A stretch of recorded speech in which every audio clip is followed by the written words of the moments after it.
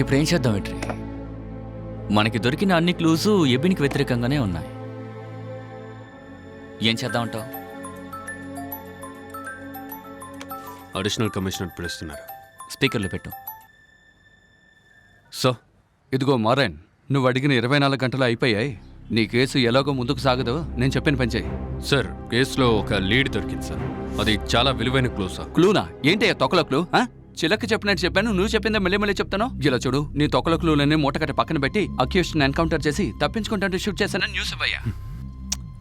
ఇదిగో డీజీపీ లైన్లోకి వచ్చేలోగా షూట్ చేయి. అప్పుడే నీకు మంచిది, స్టేషన్లో ఉన్న వాళ్ళకి మంచిది. అర్థమైందా? Yes sir. చేస్తాను.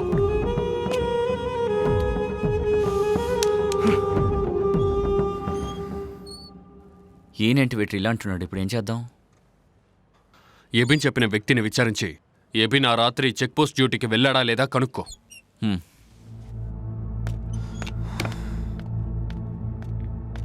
హలో. నాకు తెలుసు. 10 నిమిషాల్లో అక్కడికి వస్తాను. నిజం చెప్పరా? నువ్వే కదరా అమ్మాయి చెప్ప. నేనే చేయలేదు సార్. చెక్ పోస్ట్ వెళ్ళకుండా ఎక్కడికి వెళ్ళావు? లేదు సార్. చెప్పరా? సార్, నిజం నేను చెప్పరా? నమ్మండి సార్. సరే నేను మళ్ళీ ఫోన్ చేస్తాను, పెట్టు.